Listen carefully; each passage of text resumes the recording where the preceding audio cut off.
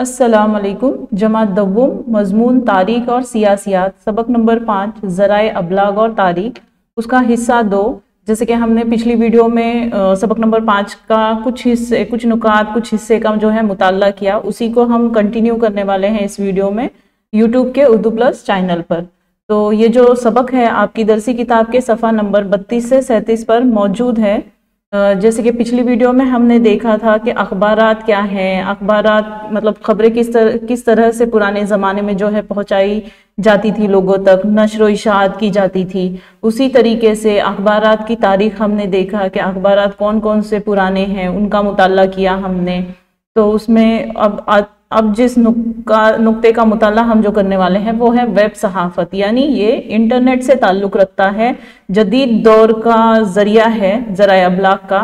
तो जदीद रसायल में वेब सहाफ़त की अक़साम के शाये होने वाले रसायल का शुमार होता है, जैसे कि web news portals. Web news portals क्या होते हैं? जैसे कि एजुकेशनल सतह पर, तालीमी सतह पर जो है कंप्यूटर पर या नेट पर वेब पोर्टल्स होते हैं। जैसे कि अभी 11th के एडमिशन के हो, इंजीनियरिंग के एडमिशन की हो, उनके एंट्रेंस एग्ज़ाम हो, उसकी डेट होती है, तो इस तरीके से वो वेब न्यूज़ पोर्टल्स होते हैं। उसी तरह से सोशल मीडिया, तो हम यहाँ तस्वीर में देख सकते हैं, ये सोशल मीडिया है जो आजकल फ़ोन में मौजूद हैं, जिसको एप्लीकेशंस भी कहते हैं।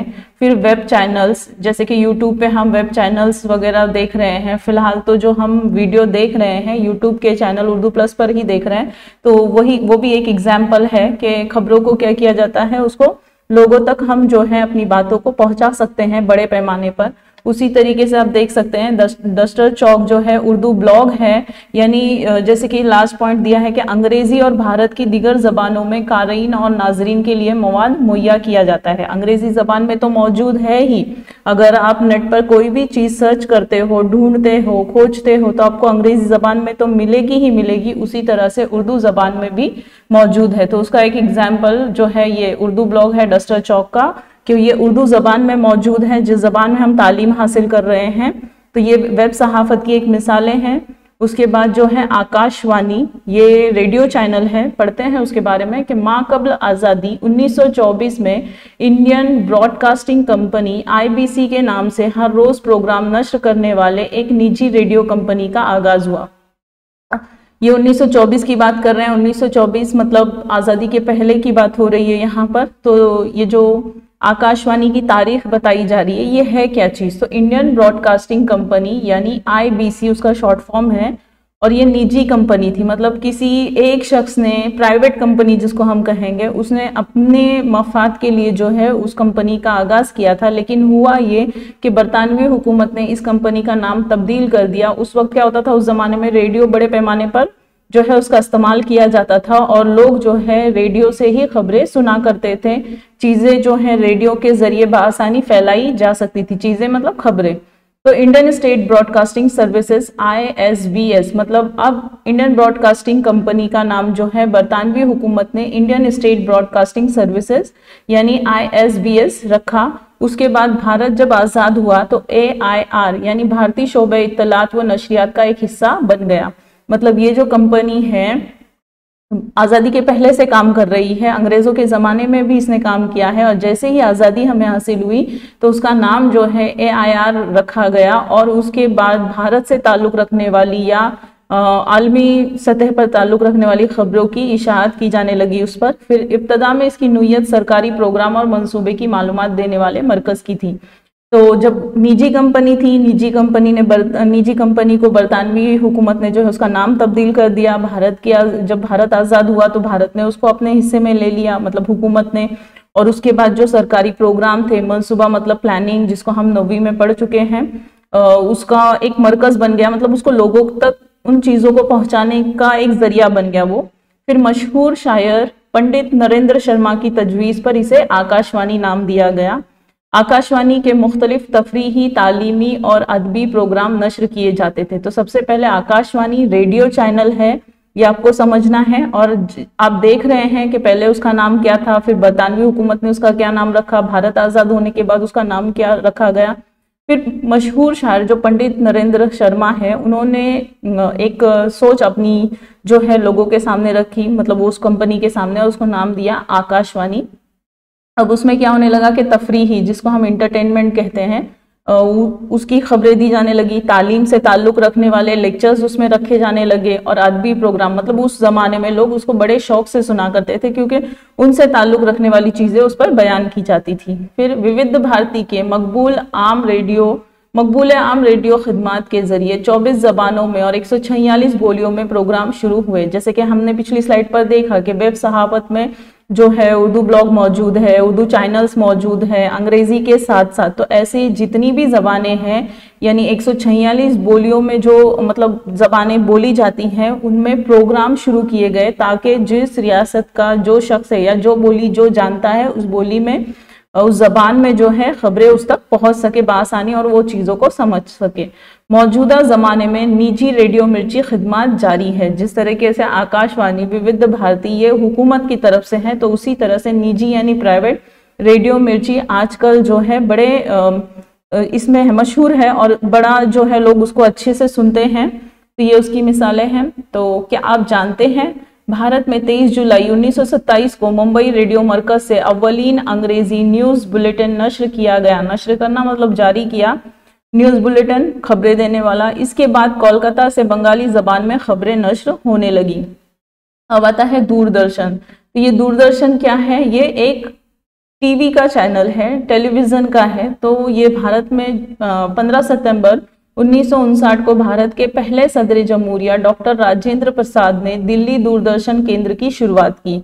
मतलब टीवी में जो है इसको स्टार्ट किया गया। जैसे हमने देखा अभी कि रेडियो का चैनल है, उसी तरह से ये टीवी के जरिए इस चैनल को चलाया जा रहा है। तो यहाँ पर जो सबसे पहला था उसका नाम दिया गया दिल्ली दूरदर्शन केंद्र। तो ये आप देख रहे हैं तस्वीर में, उसका निशान इम्तियाज बताया गया है। फिर महाराष्ट्र में यकुम मई 1972 को मुंबई मरकज से प्रोग्राम की इशाअत शुरू हुई। 15 अगस्त 1982 को रंगीन टेलीविजन की आमद हुई। मतलब आप किसकी टेलीविजन की तारीख का मुताला करें, जैसे आपने अखबार की तारीख का मुताला किया, रेडियो की तारीख का मुताला, मतलब शुरुआत कहाँ से हुई उनकी और किस तरीके से उन्होंने स्टेप बाय स्टेप जो है तरक्की की राह पर जो चलना शुरू किया। उसी तरह से टेलीविजन की भी अपनी एक तारीख है जो यहाँ पर बयान की जा रही है। तो 1919 में मुल्की व गैर मुल्की निजी चैनलों को केबल तकनीक के जरिए प्रोग्राम की नशरियात की इजाज़त दी गई। फिल वक्त भारत के नाजरीन के लिए 100 से ज़ायद चैनल मौजूद हैं। अब देख रहे हैं हम कि 15 सितंबर 1959 में सिर्फ दिल्ली दूरदर्शन ही जो है मतलब काम कर रहा था। दूरदर्शन ही के जरिए जो है लोगों तक अपनी जो खबरें हैं, मालूमात है, वो पहुंचाई जा रही थी। लेकिन 1919 में मुल्की व गैर मुल्की निजी चैनलों, जिसको आप यहाँ तस्वीर में देख सकते हैं कि किस तरह से निजी चैनल, मतलब ये आपको सब अखबारों के खबरों की चैनल्स दिए गए हैं। ऐसे और भी हैं जिनसे आप तफरी वाले चैनल मौजूद हैं, इंटरटेनमेंट वाले, जिनसे आप फिल्में वगैरह देख सकते हैं। तो ये 100 से जायद हैं आज, और केबल के जरिए जो है लोगों तक इस चैनल को पहुंचाया जा रहा है। नेक्स्ट आप देखोगे ज़राए अबलाग की ज़रूरत, कि ज़राए अबलाग क्यों ज़रूरी है। जैसे कि मैंने कहा ज़राए मतलब ज़रिया होता है, अबलाग का मतलब होता है नशर व इशाअत करना। तो उसकी ज़रूरत क्यों महसूस हुई? तो समाज में आज़ादाना तरसील के लिए ज़राए अबलाग की ज़रूरत है। आज़ादाना मतलब क्या, हर एक तक जो है खबरें बआसानी तक फैले, उसको पता होना चाहिए कि समाज में दुनिया में चल क्या रहा है, हो क्या रहा है।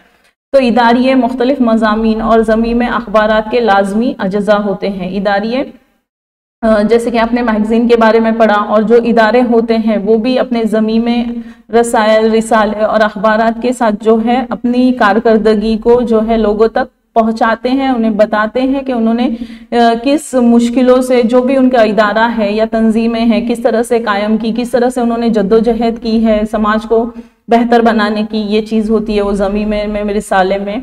फिर कारीन के खुतूत के ज़रिए कारीन भी अपने ख्यालात का इजहार करते हैं। होता क्या है कि अगर कोई मसला है, कोई आपने देखा होगा कि न्यूज़ चैनल पर भी हमें बताया जाता है कि आप इस चीज़ से, कोई टॉपिक दिया जाता है और पूछा जाता है कि आप अगर इस चीज़ से मुत्तफिक हैं, इस फैसले से, तो आपका आंसर यस और नो में होना चाहिए। यस है तो कितना है, मतलब वो परसेंटेज वाइज देखते हैं। उसी तरह से अखबारों में भी जो है वैसे कॉलम्स हुआ करते हैं और लोगों की राय जानी जाती है, और उस राय को भी जो है अखबारों में कारीन मतलब पढ़ने वाले, उनकी राय को जो है अखबारों में छापा जाता है या बताया जाता है।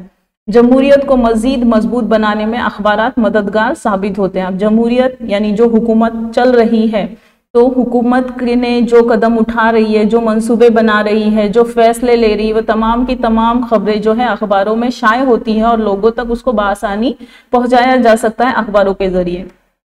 टेलीविजन समई और बसरी जरिया है जिसने अखबारात और आकाशवाणी के हदों को फलांग कर अवाम को हकीकतन किया हुआ दिखाने का आगाज किया। अब हमने देखा इस सबक में कि हमने अखबारों की तारीख पढ़ी, तो अखबार ऐसे हैं कैसा होता है कि कल की खबरें आज के अखबार में हमें नजर आती हैं, लेकिन और रेडियो भी ऐसा ही था कि रेडियो का क्या होता है, रेडियो में भी वही होता है, मतलब हम देख नहीं सकते, सिर्फ सुन सकते हैं। लेकिन टेलीविजन, अखबार और रेडियो के जो चैनल्स हैं, रेडियो के मतलब रेडियो स्टेशंस जो हैं उनसे बिल्कुल मुख्तलिफ है। ये कैसा है, समई और बसरी, जिसको हम देख भी सकते हैं, सुन भी सकते हैं, इसलिए कहा गया कि आकाशवाणी की हदों को फलांग कर। तो अब यहाँ पर फलांगना मतलब क्या हुआ कि अखबारों को सिर्फ आप देख सकते हो, है ना, सुन नहीं सकते, लेकिन आकाशवाणी को आप सुन सकते हो, देख नहीं सकते। लेकिन टेलीविजन ने ये दोनों का मिक्सचर जो है लोगों के सामने लेकर आया, और अब तो ऐसा हो रहा है कि हम लाइव न्यूज देखते हैं कि मतलब वहां पर हो क्या रहा है हालिया में। तो आंखों देखा हाल देखने के लिए टेलीविजन का कोई मुतबादिल नहीं है। जैसे आप लाइव स्पोर्ट देखते हो, लाइव अखबार देखते हो, सॉरी लाइव खबरें देखते हो, इस तरीके से। नेक्स्ट है ज़राए अबलाग से हासिल शुदा मालूमात का तजज़िया, मतलब आप जो अखबारों में पढ़ रहे हो, जो आप न्यूज़ देख रहे हो, वो कितनी हद तक सही है उसका तजज़िया करना, बारीक बीनी से उसका मुताला करना।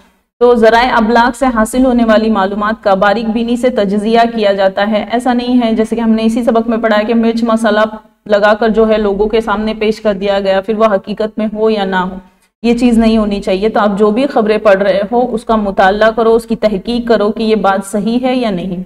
तो हर मरतबा अखबारात से हासिल होने वाली मालूमात हकीकत पर मबनी हो, हमें इसकी तहकीक करना पड़ती है। गैर तस्दीक शुदा खबरें शाये होने की आलमी मिसाल मशहूर है। अब क्या कह रहे हैं कि जब भी आप खबर पढ़ो उसकी तहकीक करो कि वो खबर सही है या नहीं। ऐसी एक मिसाल मौजूद है जो खबर गलत थी, तो आपको वो मिसाल दी गई है इस सबक में।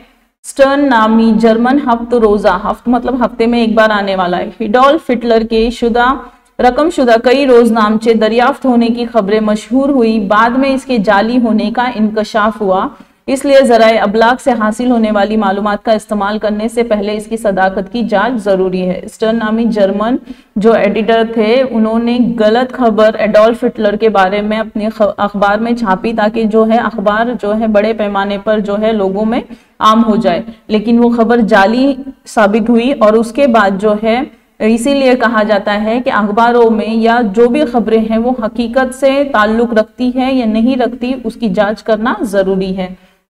नेक्स्ट आता है मुताल्लिका पेशावाराना शोबे। जैसे कि हम देख रहे हैं कि तारीख को जो है हम अभी तक जितने सबक का मुताला कर चुके हैं उसमें हमें ये बताया जा रहा है कि तारीख को जो है हम किसी ना किसी पेशे से जोड़ सकते हैं और जो है अपनी कारकर्दगी दिखा सकते हैं। तो अब अखबारात और टेलीविजन में क्या काम कर सकते हैं हम उसके बारे में बताया गया है। अखबारात के जिम्मे क़ारीन तक रोजाना ताज़ा तरीन खबरें पहुंचाना होता है। हर अखबार का यही एक मकसद होता है कि सबसे पहले खबर जो है क़ारीन को उनके अखबार के जरिए पहुंचे। तो वही वो बता रहे हैं कि क़ारीन को जो है यानी पढ़ने वाले को रोजाना खबरें नई हो और सही हो, ये उनका मकसद होता है अखबार के एडिटर्स का।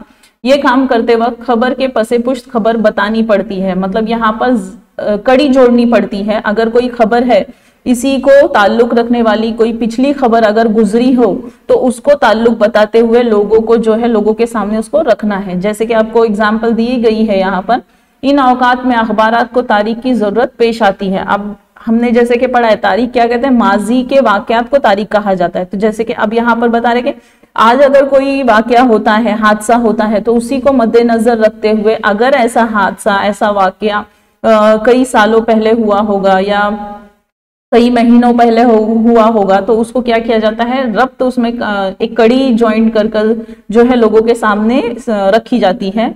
तो किसी खबर का तफसीली जायजा लेते वक्त माजी में अगर इसी किस्म का कोई वाक़या पेश आया हो तो इस खबर को चौकोन में शाये करते हैं, जिसकी वजह से कारई की मालूमात में इजाफा होता है। अब जैसे कि फॉर एग्जांपल हम कोरोना वबा की जो है उसका सामना कर रहे हैं, तो जब ये वबा आई तो जो तहकीक निगार थे, जो तस्दीक करने वाले थे, उन्होंने पिछले जितने भी अखबार हुए होंगे या जितने वाक़यात हुए होंगे उन सब का मुताला किया होगा, तब उन्होंने ये बताया कि इस नाम की बीमारी पहले कभी आई नहीं जो अब आई है।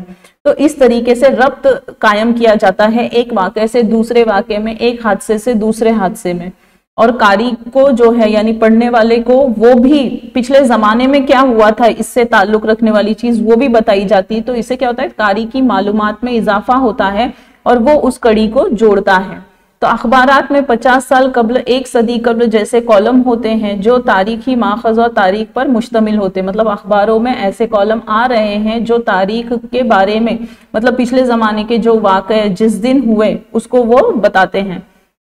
तारीखी कॉलम से हमें माजी में वकू पजीर माशी, जैसे कि हमने पिछले असबाक में भी मुताला किया कि माशी निज़ाम जो था वो किस तरह से बदला हुआ है। पहले बाटा सिस्टम हुआ करता था, फिर नकद का सिस्टम आया, अब हम ऑनलाइन जो है पैसे पे कर रहे हैं, ऑनलाइन ट्रांजैक्शंस कर रहे हैं, तो ये माशी निज़ाम में तब्दीली हुई। उसी तरीके से समाजी और तारीखी वाक़यात होता है, तारीखी वाक़यात होते हैं। सियासत में हम देख रहे हैं कि पहले राजा महाराजा हुआ करते थे, है ना, उसी तरीके से अब देख रहे हैं तो जमहूरियत हो रही है, जमहूरियत का निज़ाम चल रहा है, तो तारीखी वाक़यात का इल्म होता है।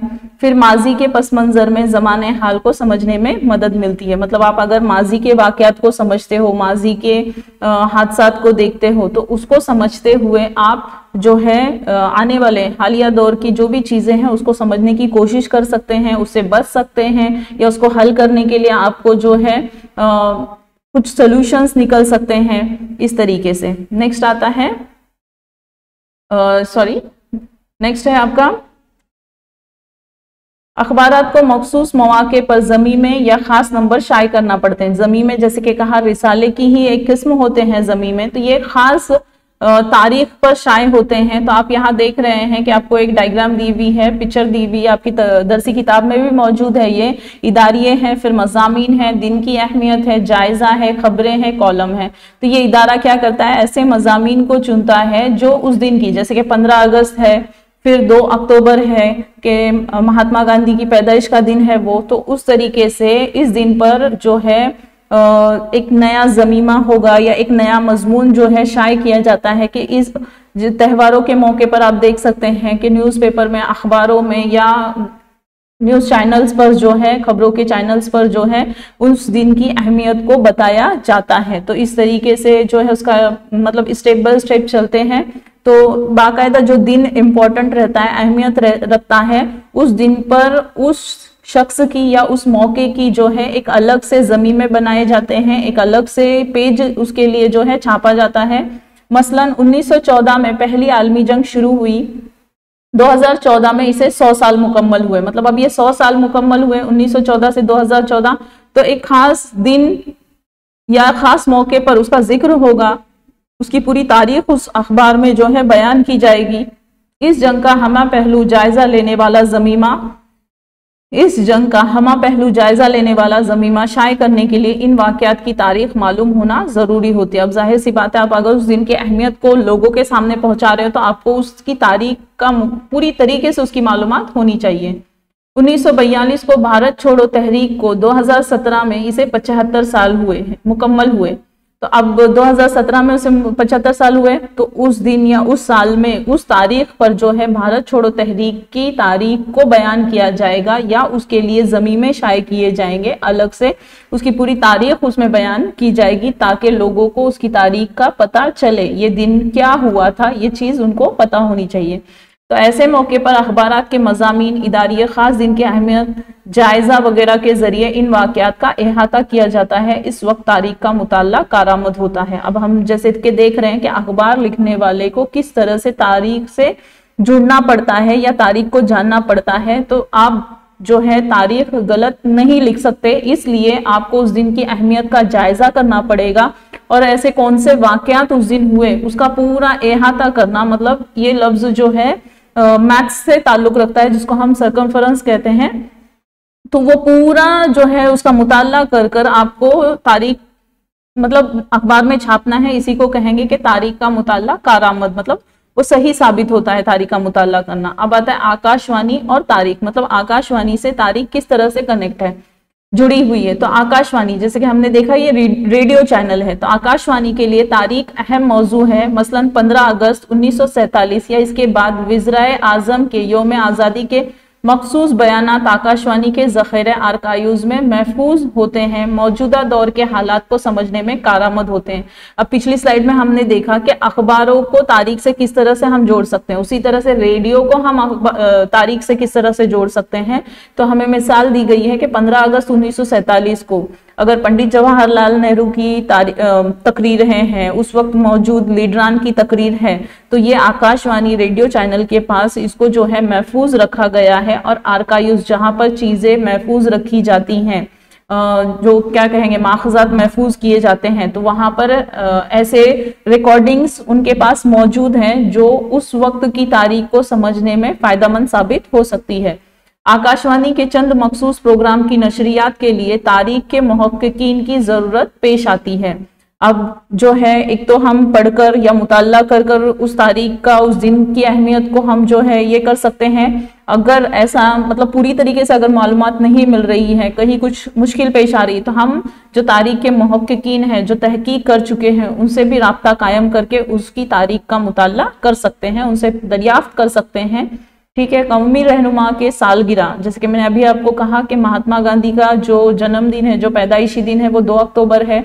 ऐसे ही जो कौमी रहनुमाओं की सालगिरह आती है या उनकी बरसी आती है, तो किसी तारीखी वाक़े को 1 साल, 25 साल, 50 साल, 1 सदी या इससे ज्यादा मुकम्मल होने पर इस पर मुबाहिसे के लिए इन वाक़यात की मालूमात जरूरी होती है। तो मुबाहिसा, अगर आप डिबेट कर रहे हो, एजुकेशनल डिबेट में हो या किसी तारीखी मौजू पर आप अगर मुबाहिसा कर रहे हो, तो आपको उसकी पूरी मालूमात होनी चाहिए, वो भी सही मालूमात। तो कौमी रहनुमा, तो वो सही मालूमात हासिल करने के लिए आपको तारीख का मुताला करना जरूरी है। कौमी रहनुमाओं के कारनामों पर तकरीर करने के लिए मुकर्रिरीन को तारीख का सहारा लेना पड़ता है। कौमी रहनुमाओं की ज़िंदगी के बारे में अगर हम तकरीर कर रहे हैं, लोगों को बता रहे हैं, तो उनकी ज़िंदगी के सही पहलुओं को आपने जो है उनके सामने रखना है। तो आपको उनकी तारीख यानी उनके ज़माने या वो जिस ज़माने में अपने काम अंजाम दे रहे थे उसका मुताला करना ज़रूरी है। आप जो है लोगों तक गलत इंफॉर्मेशन नहीं पहुंचा सकते, इसीलिए आपको उसका मुताला करना ज़रूरी है। आकाशवाणी पर भी दिन की अहमियत का प्रोग्राम नश्र किया जाता है। जिस तरह से हमने देखा कि अखबारों में कॉलम आते हैं दिन की अहमियत के, उसी तरह से आकाशवाणी रेडियो चैनल पर भी दिन की अहमियत का मुताला, जो भी प्रोग्राम है वो नश्र किया जाता है, लोगों को बताया जाता है। जैसे कि मैंने अभी आपको कहा 15 अगस्त है, 26 जनवरी है, 2 अक्टूबर है, 14 नवंबर है, फिर कोई त्यौहार है जैसे कि ईद है, दिवाली है, तो उसके बारे में भी जो है खबरें या उसके बारे में, उसकी तारीखी वाक़ये के बारे में बताया जाता है। नेक्स्ट आता है दूरदर्शन और तारीख। अखबार और तारीख, आकाशवाणी और तारीख। अब दूरदर्शन जो क्या है, रेडियो चैनल है। तो तारीख से दिलचस्पी पैदा करने और बेदारी लाने का अहम काम दूरदर्शन चैनल करते हैं। तो आप देख रहे हो दूरदर्शन क्या है, समई व बसरी, मतलब आप देख भी सकते हो, सुन भी सकते हो, जिसकी वजह से लोगों को उसमें जानने के लिए लुत्फ भी आ रहा है।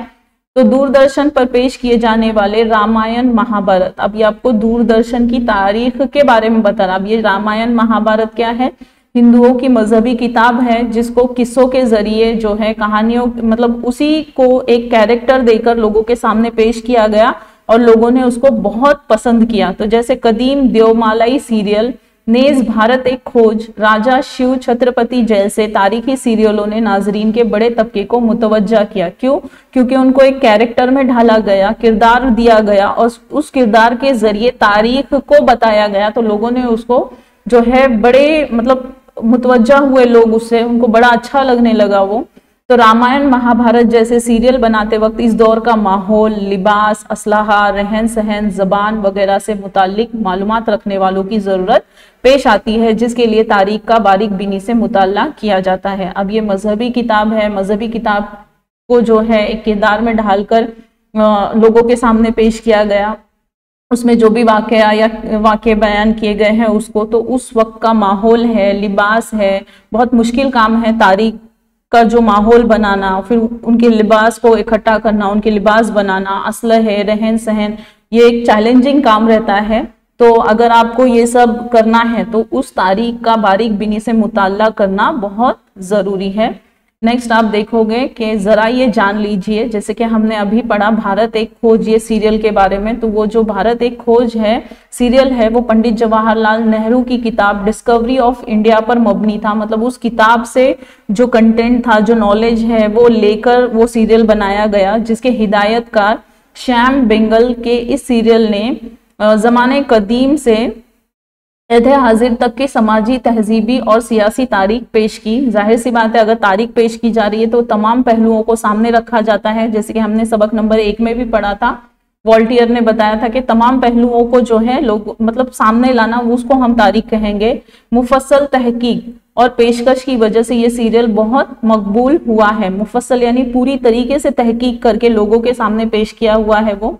इस सीरियल के जरिए हड़प्पा की तहजीब, अब बता रहे हैं कदीम जमाने से लेकर जदीद दौर तक आए हैं, तो हड़प्पा की तहजीब जो है उसका बयान है उसमें। वैदिक दौर है, रामायण, महाभारत, जैसे कि मैंने अभी कहा ये मजहबी किताबें हैं, की तफसील, अहद मौर्य, तुर्क, अफगान और मुगलों के हमले, मोगलिया दौर और मुगल बादशाहों के कारनामे, भक्ति तहरीक, छत्रपति शिवाजी महाराज के कारनामे, इस्लाही समाजी इस्लाही तहरीकें और आज़ादी की जद्दोजहद जैसे कई वाक़यात पेश किए गए हैं।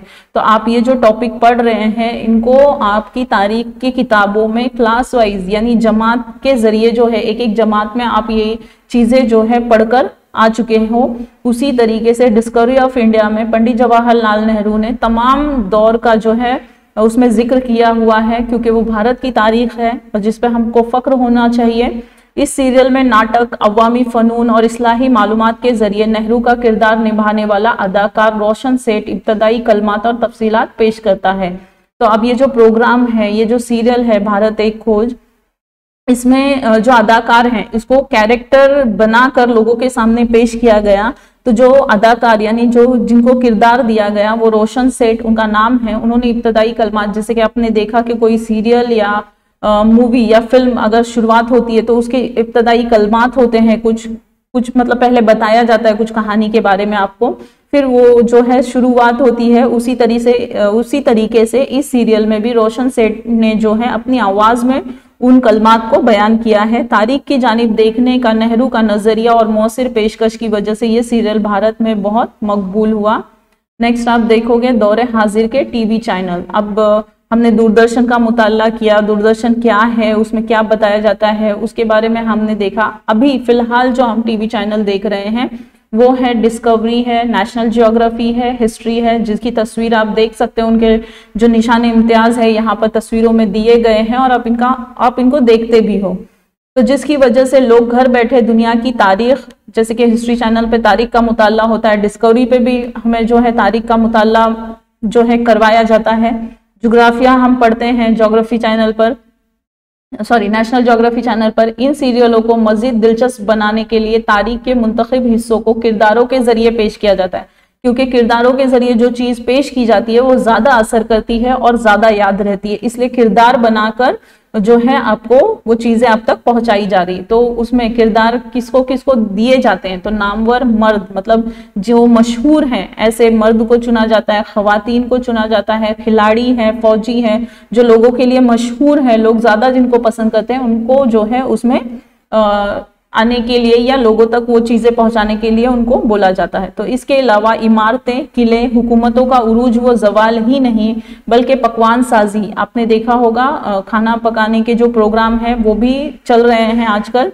फन पर मबनी, फन पर जैसे कि आप देख रहे हो बहुत सारे डांस पर हैं, फिर गाने के ऊपर हैं प्रोग्राम्स, मतलब बच्चों के टैलेंट को या बड़ों के टैलेंट को किस तरह से लोगों के सामने लाया जाए, ऐसे प्रोग्राम्स भी चलाए जा रहे हैं जिसको अवाम बड़ी दिलचस्पी से देखते हैं। नेक्स्ट इस वीडियो के ताल्लुक से आपको कुछ सरगर्मी है जो आपको कमेंट कर कर बताना है। तो सवाल नंबर 1 है आपका, आकाशवाणी को किस नाम से जाना जाता है? दूरदर्शन की इफ्तिताह किसने की? नंबर 3, हालिया दौर में चल रहे निजी चैनलों के नाम लिखिए। नंबर 4, दूरदर्शन के किन सीरियलों ने नाजरीन के बड़े तबके को अपनी तरफ मुतवज्जा किया था? नंबर 5, डिस्कवरी ऑफ इंडिया किसकी किताब है? जज़ाकल्लाह। अगले सबक का मुताला हम अगली वीडियो में करेंगे इंशाअल्लाह।